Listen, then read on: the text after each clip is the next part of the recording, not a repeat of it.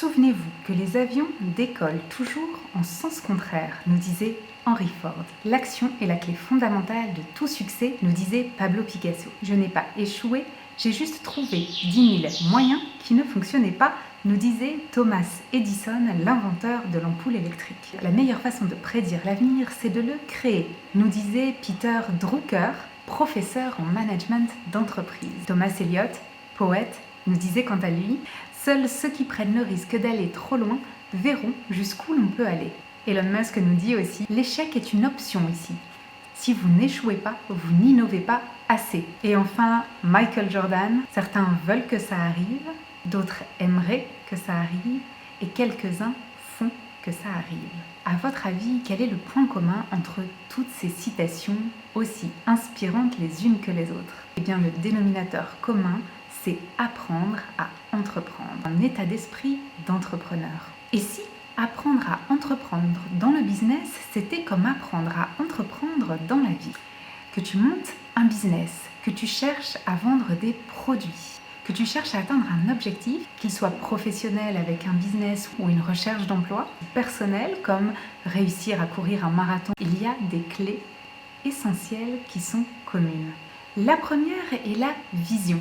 Chaque mise en marge, chaque volonté de changer, chaque volonté d'accomplir ou de s'accomplir passe par une vision. Cela fait donc appel à une ambition et à une vision moyen ou long terme. Le deuxième va être d'avoir des objectifs chiffrés, qu'il s'agisse de chiffre d'affaires, de vente de produits ou de temps de préparation à la course investi par semaine. Il va falloir nécessairement être précis. Il va falloir nécessairement quantifier. Cela s'appelle avoir des objectifs spécifiques. Quel que soit le domaine où tu souhaites entreprendre, il va falloir que tu deviennes un expert. C'est ce que l'on appelle la veille. Tu dois connaître ton marché, ses évolutions, tes potentiels concurrents, les innovations à venir ou encore les événements essentiels à ne pas rater. Qu'il s'agisse du marché de l'emploi, de la confection de sacs de luxe, de l'upcycling ou encore du marketing digital, peu importe ton domaine, il va falloir devenir un expert. Peu importe le domaine, tu dois devenir incollable sur ton sujet.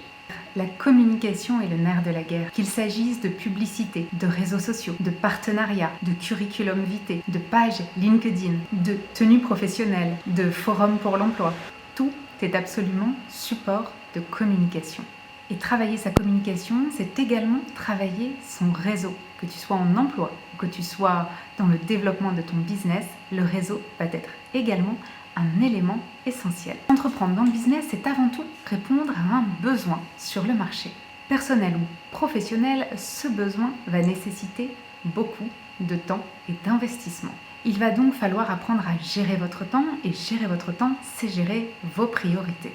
Je vous renvoie sur la vidéo qui traite de ce sujet sur la chaîne. Et enfin, et non des moindres, un entrepreneur, c'est quelqu'un qui entreprend. Et entreprendre nécessite un travail essentiel sur le mindset.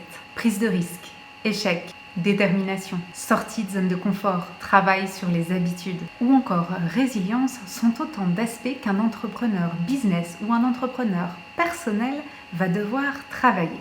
À force d'entreprendre dans le business ou d'entreprendre personnellement, tu as très probablement développé constater d'autres clés essentielles à toute personne qui entreprend. N'hésite pas à nous les partager en commentaire.